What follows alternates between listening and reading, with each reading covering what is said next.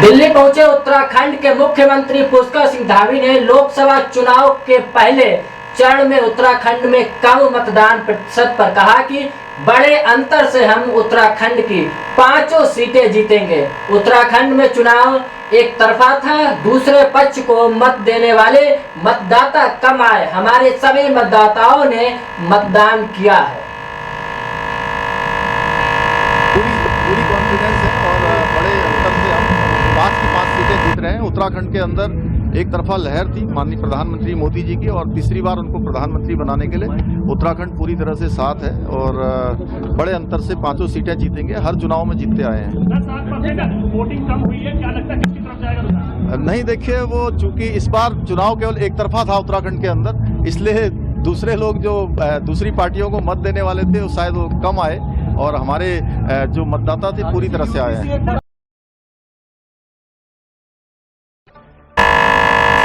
उत्तराखंड के रांची में इंडिया गठबंधन की बुलान नायक महारैली में समाजवादी पार्टी प्रमुख अखिलेश यादव ने कहा कि जब से इन्होंने आपके झारखंड के मुख्यमंत्री और दिल्ली के मुख्यमंत्री को जेल भेजा है, वे चुनाव हार चुके हैं। मैदान में जब पहलवान हारने लगता है तब कई तरह के हथकंडे अपनाता है। बीजेपी यहाँ न भूले कि शेर को गिरफ्तार किया है, लेकिन उनकी दहाड़ को गिरफ्तार नहीं कर पाए। वो अन्याय क्यों कर रहे हैं? मैं आपसे कह ना सकता हूं बहुत भरोसे के साथ, ये घबराए हुए लोग हैं, ये हारने नहीं जा रहे हैं। जब से इन्होंने आपके मुख्यमंत्री को जेल भेजा है, दिल्ली के मुख्यमंत्री जी को जेल भेजा है, ये चुनाव हार चुके हैं। ये जो हार चुके लोग हैं वो अन्याय पर उतर आए हैं। हमने आपने देखा है कि जब मैदान में पहलवान हारने लगता है तो हर हथकंडे अपनाता है, कभी कभी नोचता है, काटता है, कभी कभी बाजी जीतने के लिए और हथकंडे अपनाता है।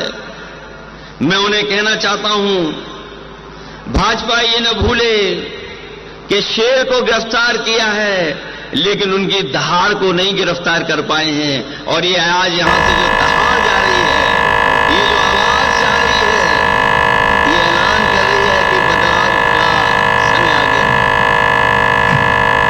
झारखंड के रांची में आप सांसद संजय सिंह ने कहा कि पूरे हिंदुस्तान में बाबा साहेब डॉक्टर भीमराव अंबेडकर का संविधान चलता है और भारत तथा हम सब लोग उनके संविधान को मानते हैं, लेकिन बीजेपी नागपुर के संविधान को मानती है। नागपुर का संविधान कहता है कि दलितों का आरक्षण खत्म करो, आदिवासियों का आरक्षण खत्म करो, पिछड़ों का आरक्षण खत्म करो, चुनाव खत्म करो। मैं आपसे कहना चाहता हूं कि ये अंतिम चुनाव है और इस बार चुनाव में इनको हराने का काम करना और कहना कि हम देश का संविधान नहीं बदलने देंगे।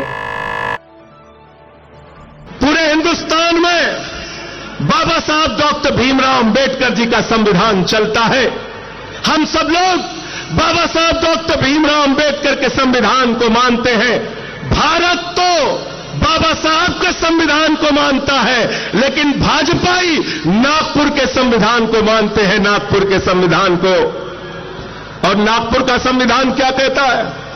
नागपुर का संविधान कहता है दलितों का आरक्षण खत्म करो, आदिवासियों का आरक्षण खत्म करो, पिछड़ों का आरक्षण खत्म करो, चुनाव खत्म करो, नरेंद्र मोदी की तानाशाही इस देश में लाओ। मैं आपसे कहना चाहता हूं, यह अंतिम चुनाव है मेरे भाइयों। इस बार चुनाव में इनकी जमानतें जब्त कराकर इनको हराने का काम करना और कहना हम देश का संविधान बदलने नहीं देंगे।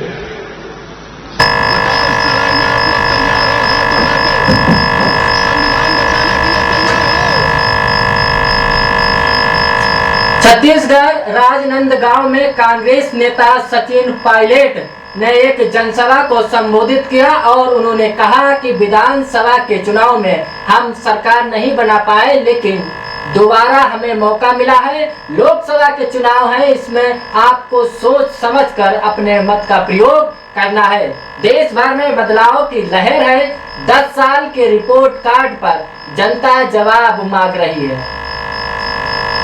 सब भलीभांति जानते हो, कुछ महीने पहले विधानसभा के चुनाव में हम सरकार नहीं बना पाए, लेकिन बहुत कम अंतर से 1 या 1.5% वोट के अंतर से हम लोग रह गए थे। एक बार दोबारा हमें मौका मिला है। 26 तारीख को देश का चुनाव है, लोकसभा का चुनाव है। सोच समझ के हमें अपने मत का प्रयोग करना है।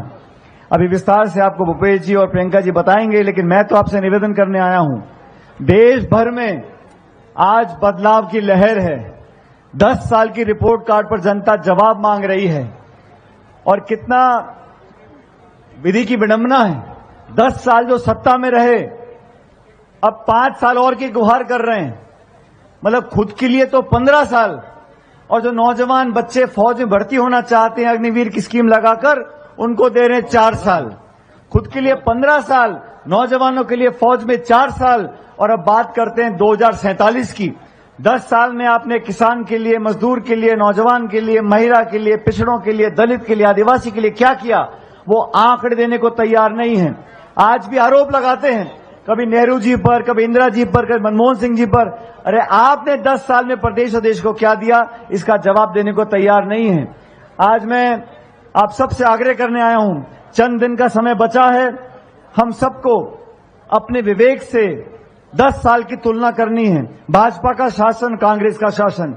हमारी सरकार में हमने कानून बनाया, नरेगा का अधिकार बनाया सोनिया गांधी जी ने, 100 दिन का रोजगार।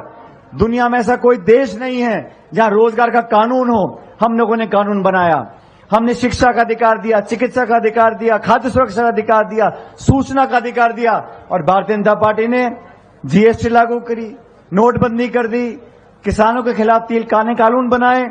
आपको मूल्यांकन करना है और फिर अपने वोट का प्रयोग करना है। और आज छत्तीसगढ़ में हमारी सरकार की जो योजना,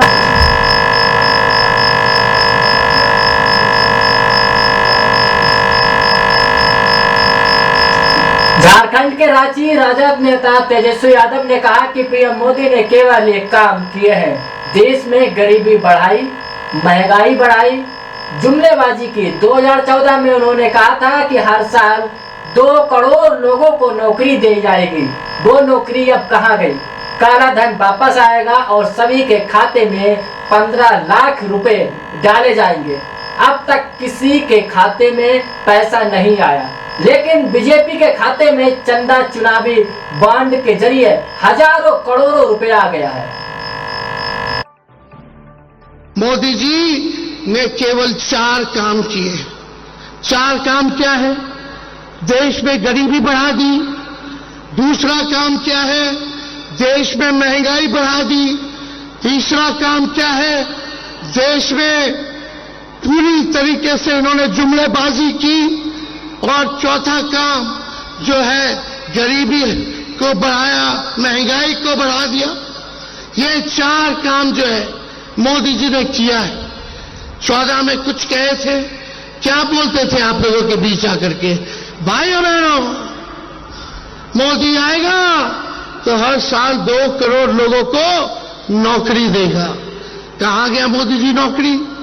भाइयों बहनों, काला धन लाएगा और हर एक के खाते में 15-15 लाख रुपया डालेगा। आप लोगों के खाते में पैसा आया क्या? आप लोगों के खाते में पैसा नहीं आया, लेकिन बीजेपी के खाते में चंदा आ गया। इलेक्ट्रल बॉन्ड के जरिए हजारों करोड़ आ गया। और मोदी जी एक वादा पूरा नहीं किया उन्होंने। किसानों का आय दुगुना करेंगे 22 में, सभी कच्चे मकान को पक्का मकान बना देंगे, मेक इन इंडिया। क्या क्या इन्होंने नहीं कहा था, एक वादे को इन्होंने पूरा नहीं किया। ठीक ही कहा हमारे संजय भाई ने कि मोदी जी झूठ बोलने के फैक्ट्री है। केवल झूठ बोलने के फैक्ट्री नहीं, बल्कि मैन्युफैक्चरर भी है, होलसेलर भी है और डिस्ट्रीब्यूटर भी है। मोदी जी इतना झूठ बोलते हैं कि गोबर को भी हलवा बना देते हैं, इतना झूठ बोलते हैं।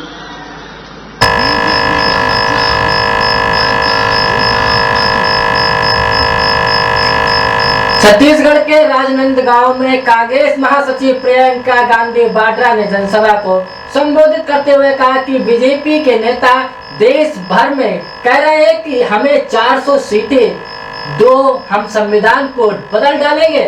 क्या मतलब है इसका? आपको समान अधिकार संविधान देता है। प्रधानमंत्री सिर्फ सत्ता चाहते हैं, ये चाहते हैं कि आपका अधिकार कमजोर हो जाए। ये है भविष्य जो आने वाला है। क्या कह रहे हैं आपने खुद सुन लिया। इनके नेता देश भर में घूम घूम के कह रहे हैं कि हमें 400 सीट दो, हमें फिर से 5 साल दो, हम संविधान को बदल डालेंगे।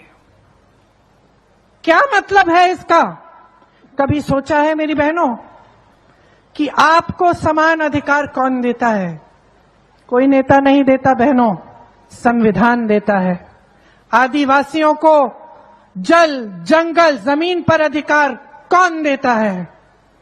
कोई नेता नहीं देता भाइयों और बहनों, संविधान देता है। किसानों को वोट का अधिकार कौन देता है? कोई नेता नहीं देता बहनों और भाइयों, संविधान देता है। और यही संविधान है जिसके लिए इस देश के महापुरुष शहीद हुए। यही संविधान है जिसको बनाने के लिए आपके पूर्वजों ने खून और पसीना बहाया, इस जमीन को सींचा अपने खून से, इस देश को आजादी दी अपने खून से। उस संविधान को बदलेंगे? क्या जरूरत है उसे बदलने की? कभी सोचा है? क्योंकि ये प्रधानमंत्री सिर्फ सत्ता चाहते हैं। ये चाहते हैं कि पब्लिक का अधिकार, कि जनता का अधिकार कमजोर हो। ये चाहते हैं कि आपकी भागीदारी इस देश के लोकतंत्र में कमजोर हो जाए। ये चाहते हैं कि आज जो आरक्षण मिल रहे हैं ये कमजोर हो जाएं। ये चाहते हैं कि दलितों, पिछड़ों, आदिवासियों को बचाने के लिए जो कानून इस देश में लागू हैं वो कमजोर हो जाएं। ये है भविष्य जो आने वाला है। इसको गहराई से समझिए बहनों और भाइयों। आपने बहुत देख लिया।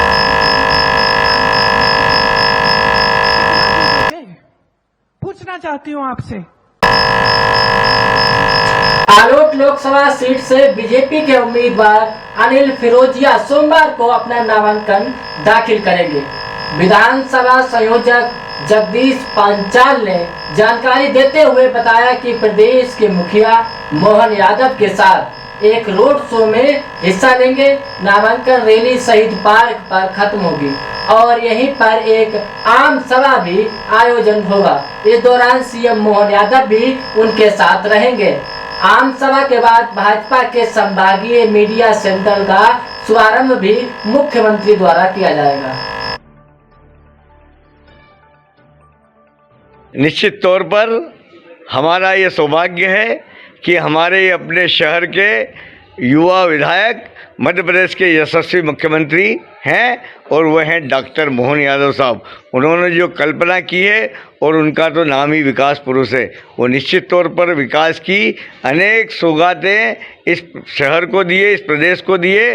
वो कल हमारे लोकप्रिय प्रत्याशी भाई अनिल फिरोजिया जी का नामांकन फार्म भरवाने के लिए उज्जैन में आ रहे हैं और ये नामांकन फार्म भरना रैली के रूप में अमर शहीद हेमू कालानी जी की प्रतिमा के उद्यान से प्रारंभ होकर टावर चौक होकर शहीद पार्क पर संपन्न होगी। और मैं सोचता हूँ कि ये रैली ऐतिहासिक होगी क्योंकि नरेंद्र भाई मोदी जी का भी ये सपनों का शहर है। और जब वो आए थे महाकाल लोक का लोकार्पण करने तो उन्होंने कहा था कि उज्जैन निश्चित तौर पर विश्व में सबसे न्यारी नगरी है। तो जिस प्रकार से काशी विश्वनाथ का विकास किया है, जिस प्रकार से केदारनाथ का विकास किया है, भगवान राम जी के राम मंदिर का प्राण प्रतिष्ठा किया है, उसी क्रम में हमारे यहाँ महाकाल लोक का भी जो निर्माण हुआ है। इसलिए जनता आह्लादित है, प्रसन्नचित्त है। और इस बार नामांकन रैली में भी बड़ी संख्या में लोग आने वाले हैं और इस बार अनिल फिरोजिया जी की ऐतिहासिक जीत होगी। ये संदेश हम सबको जनता जनार्दन लगातार दे रही है। हम धन्यवाद ज्ञापित करते हैं जनता जनार्दन का। और निश्चित तौर पर आज एक बार फिर मैं ये कहना चाहता हूँ कि ये देश भगवान राम का देश है और भगवान राम जी के प्राण प्रतिष्ठा के निमंत्रण को अस्वीकार करने वाली कांग्रेस को ये देश कभी स्वीकार नहीं किया करेगा। और आने वाले समय में विजय श्री निश्चित तौर पर भारतीय जनता पार्टी की ही होगी। श्री महाकालेश्वर मंदिर प्रबंधन समिति की बैठक कलेक्टर एवं मंदिर समिति अध्यक्ष नीरज कुमार सिंह की अध्यक्षता में संपन्न हुई।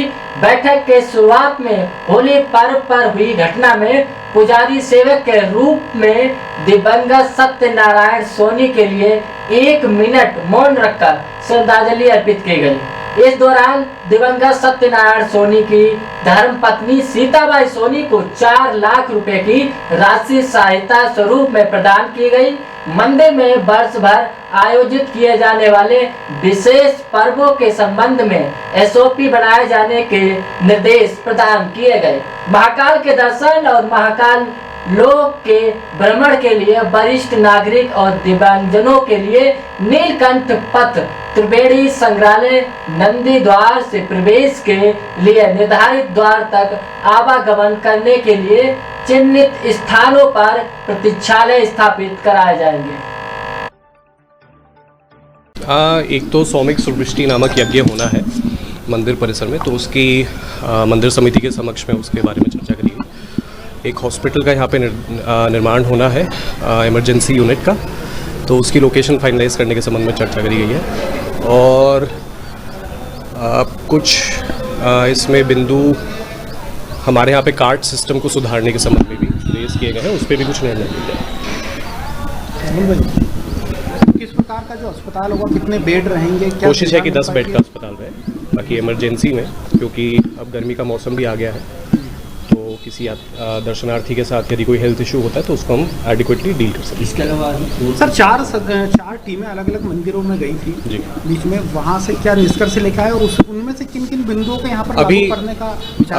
अभी हमने बिंदु सभी सदस्यों को उनकी एक कॉपी दी है और उनके सुझाव उसके संबंध में हम अगली बैठक में लेंगे और उसके बाद में उसके बारे में व्यवस्था फाइनलाइज करेंगे ताकि उनको भी इसकी पूरी जानकारी।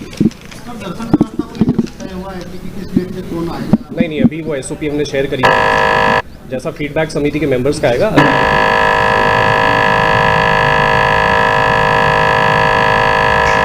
श्री छत्रश्री चामुंडा माता मंदिर पर चैत्र नवरात्रि के बाद भव्य कन्या भोजन का नवरात्रि का समापन किया गया। चामुंडा माता मंदिर भक्त समिति द्वारा प्रतिवर्ष अनुसार इस वर्ष भी चैत्र नवरात्रि के पश्चात कन्या भोजन का आयोजन किया गया, जिसके अंतर्गत कन्या पूजन कर कन्याओं को चुनरी दक्षिणा गिफ्ट देकर कन्या पूजन कर कन्या एवं बंधुओं को भोजन कराया गया। पंडित शरद चौबे और पंडित सुनील चौबे ने बताया कि माताजी के मंदिर में नवरात्रि के बाद कन्या भोजन कराया जाता है, जिसमें समिति के भक्तों द्वारा कन्या पूजन कर कन्याओं को गिफ्ट भेंट की जाती है।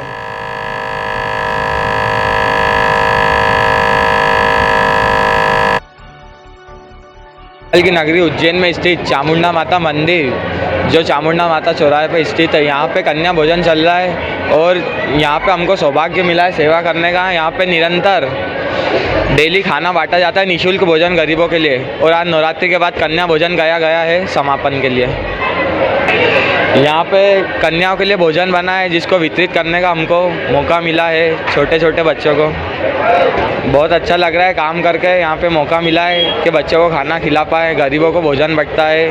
चैत्र नवरात्रि के समापन के अवसर पर आज छत्तेश्वरी चामुंडा माता मंदिर परिसर में कन्याओं को भोजन कराकर चैत्र नवरात्रि का समापन किया गया एवं उन्हें तिलक लगाकर उनके पैर पूजकर उन्हें दक्षिणा प्रदान की गई।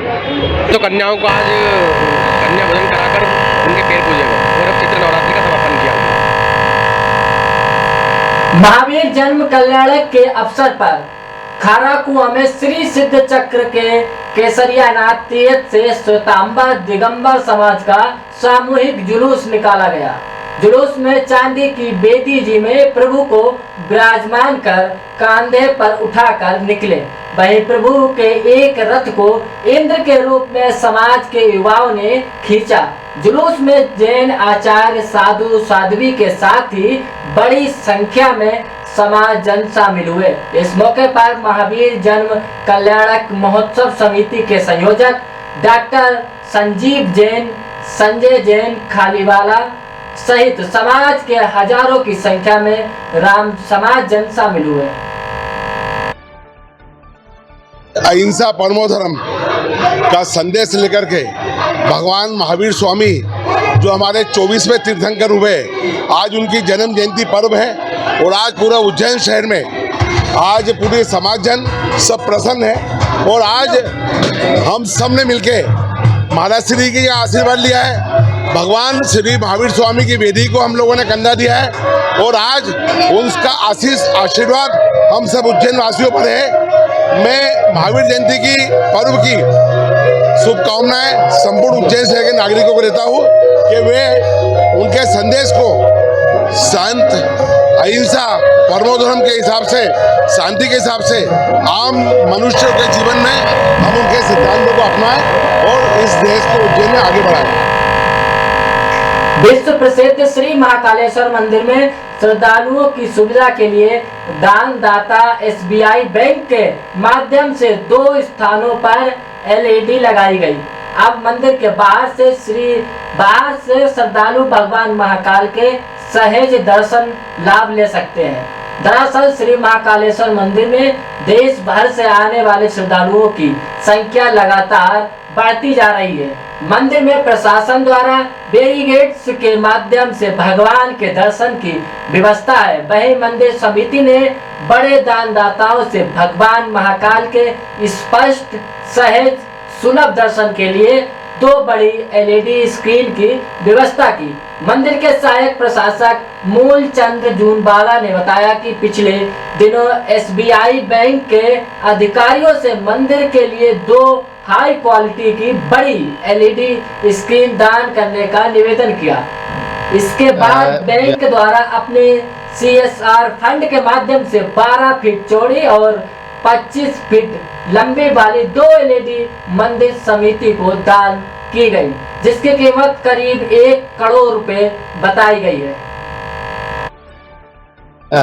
यात्रियों को दर्शन के लिए अभी भारतीय स्टेट बैंक द्वारा 2 बड़ी LED लगाई गई है, जिसकी साइज 25 फीट चौड़ी और 12.5 इंच फीट लंबी है और उस पर काफ़ी यात्री दर्शन कर रहे हैं और उसका उद्देश्य ये है कि ज़्यादा से ज़्यादा यात्रियों को बाबा महाकाल के दर्शन हो सके। अभी 2 LED लगी है, 1 नंबर गेट पे है और 1 त्रिनेत्र पर। और भी लगने वाली है। इसके पूर्व भारतीय स्टेट बैंक द्वारा 2 LED पूर्व में भी लगाई गई है और जो शंख द्वार पे और मुख्य द्वार पे। कितनी कीमत की LED? ये लगभग 47 लाख की एक LED है।